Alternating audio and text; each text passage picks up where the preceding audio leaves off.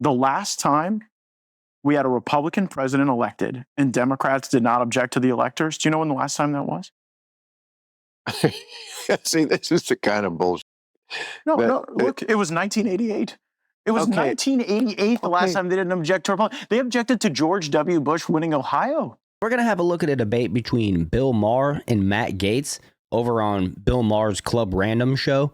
And we know by now that Bill Maher hates Donald Trump with all of his being. And it's my guess that Bill Maher is going to treat Matt Gaetz like he's some kind of dumb hillbilly, because that's how the left thinks of the right. They feel like they're morally and intellectually superior, especially if you believe in God or you present yourself as being an America First type individual, which I will say, if that's you, make sure to hit the like button and subscribe to the channel because you're in the right place. But Matt Gaetz is a fighter.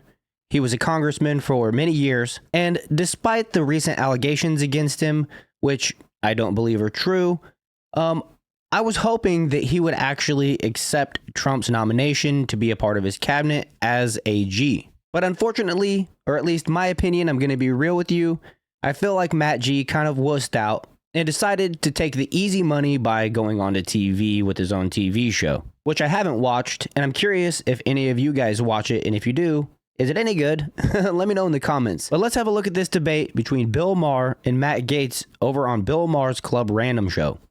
Okay, so like I brought my book in, and this book you'll love, I think. Maybe not as much as my old one, since that's your pattern, but I want to read you, this is a chapter on this subject that we're talking about. It's very apropos for what you went through. And because it does get into economic issues. And also, I've never done this on this show, but I want to get the quotes right. I have quotes from people.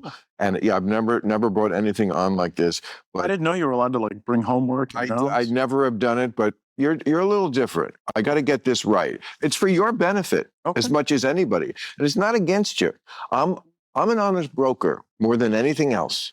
Okay, so, and that's why the left hates me too.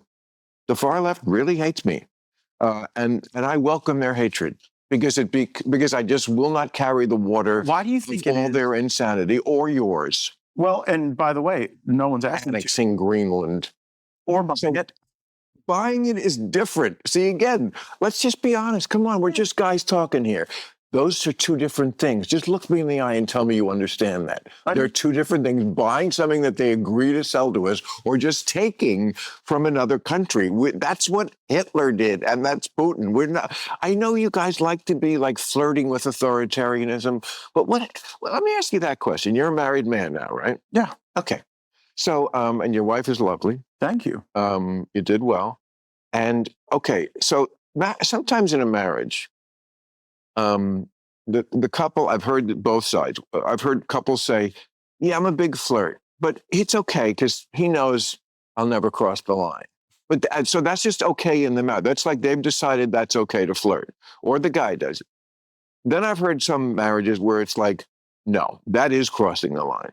Okay, I bring this up because you guys are really flirting with authoritarianism. You know what I mean? He admires. Like, we didn't try to throw our political prisoners in jail. We talked about it, but we didn't actually try. Oh, you did try. We never indicted Hillary. We never indicted our enemies. Yeah, because they blocked it. But Who blocked it? The Justice Department. There were actually some people there at the beginning who were a little more fair-minded. It's not going to be that way in the second term, although that's the job you were up for. I was. And honestly, I was. If you had been there in 2016, would you have indicted Hillary?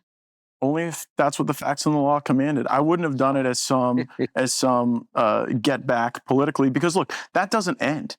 And what I understand is if you do that to them and they do that to us, then you don't ever get out of the cycle. And as someone who has held some power, it's a pretty frightening concept that when you get out, the people who take power then can utilize the apparatus of the state to deprive you of your freedom. But of course, you went right to whataboutism. You didn't really answer. Well, I reject the premise that we flirt with authoritarianism. Are you? Come on, man. Seriously? Using every possible lever to stay in office after he lost the election, plainly. Just always being friends with Putin. He likes him. He likes Viktor Orban. Always like pining to be with Team Strongman and not really being that not really that, into our allies. You don't think that's flirting with authoritarianism? And if you flirt with it, he also makes jokes about, maybe after this term, if it's so good, we should have another one, which would be, again, an abrogation of the basic tenets of the Constitution, 2 terms. That's flirting. That's flirting. To even make a joke about it is flirting with authoritism. My question, like in a marriage, can you just flirt and not cross the line? Of course.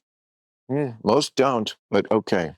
I'm telling you, most guys, if they flirt, what they're doing is they're seeing if the girl flirts back. If she doesn't, I was just flirting. If she does, yeah, I'll fuck her. You think flirtation only goes as far as your options at that moment. Well put. Yeah, well, for a man. Yeah, it might be different for women, but I think that in Trump's case, he looks at 4 years of a pretty peaceful world. You have to concede that. And when I got elected, the places where I would come in some conflict with Trump would be where he would seek powers of war that I thought were reposed in the Congress. And now, and I had all these Democrats really eager to work with me. No war with Iran. We should stop Trump from having that power. But then, as soon as Biden is cheerleading this war in Ukraine, all the anti-war Democrats became pro-war. There are no anti-war Democrats left. That's an interesting point. It's off the point we're talking about a little bit. It's a good. I mean, if you're you haven't lost all your skills as the congressman. Come on, man. If you're talking about the use of force to achieve your political goals, I think it's somewhat. It's not like the left doesn't do a version. I mean, they should not have been bitching about Trump is not a legitimate president. That was wrong. I agree. It's very different than actually trying to stay in power. We just had January 6th. It went off smoothly without a hitch.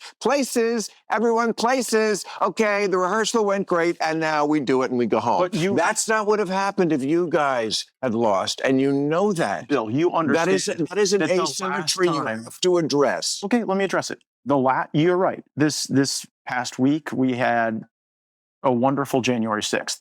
The last time we had a Republican president elected and Democrats did not object to the electors, do you know when the last time that was? See, this is the kind of bullshit. No, look, it was 1988. It was 1988 the last time they didn't object to Republicans. They objected to George W. Bush winning Ohio. Object is different than calling the Justice Department and pressuring them to do things that even his own Justice Department wouldn't do. It's different than calling the guy in Georgia and saying, find me 11,000 votes. It's different than going to court with all these ridiculous cases that were laughed out of every courtroom. It's different than actually sending fake electors.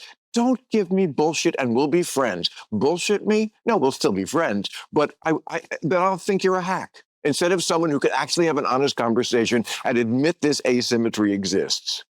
I don't believe it's asymmetrical at all. When you look at the way the Democratic Party used an authoritarian bum rush to get Joe Biden out of the race and replace him with Harris, what was it? Was that the great sacrifice to the virtue of democracy and the great rejection of authoritarianism was swapping her out for him like it's some Mississippi Square dance? Okay.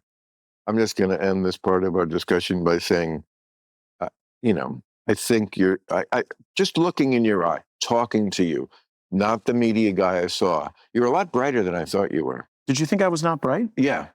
And what gave you that impression? Like everything you've said and done. No, and also because the media is but I just never talk to, I could say, and by the way, this is only a semi-compliment because what I'm saying is, I think you're absolutely bright enough to know what I'm talking about. I understand why you have to carry the water for the other side because you are, your career is just beginning. Trump loves you. That's a good thing in this day and age. And so, yeah, I get it. I get what you can and cannot say, and we can put that aside. Let's get back. And we get it, Bill. You have to toe the Democratic narrative. Otherwise, your audience leaves you. And, I got to say, you're sounding a lot like Chunky Yogurt right there, old Sink Uger.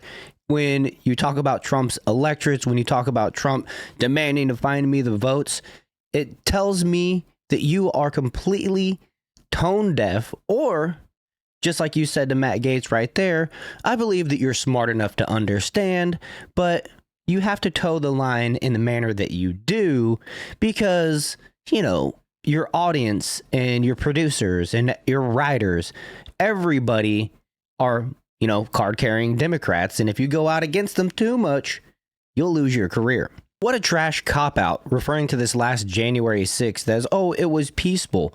And the last one was a complete riot comparable to 9/11. Okay, I give him, he didn't say that, but we get what he was talking about, right? And it's completely ignoring the fact that, you know, Nancy Pelosi has taken credit for January 6th. We know that the doors were open from the inside. There's so much evidence out there suggesting that there was, you know, malintentions to make that day look and appear a lot worse than what it really was. Yes, there was a few people that fought with the police, but those people served their time, and thankfully Trump pardoned them all recently, which I think Trump should have went another step further and just pardoned everybody that was there that day, whether they had been charged yet or not. But maybe that's unnecessary, as hopefully Kash Patel will be confirmed to run the FBI, and he'll be able to change the standard and motivations from within as far as it goes, you know, prosecuting people that were there on January 6th. Because I heard even just before Trump was inaugurated, they were still trying to go after people. And I'd like to know your thoughts. Do you think Bill Maher is really just this complicit TDS individual that knows better and toes the line for the Democratic Party, or is he really just that ignorant? Hopefully over the next 4 years, as Trump wins and wins and wins, like you've seen him deliver, A, B, C, and D that he promised already has been delivered within the first couple weeks of his presidency. And, you know, if you're like me, you are never going to get tired of the winning. But my point is, hopefully over the next 4 years, these people that have hated Trump realize that Trump and his policies have made their lives significantly better.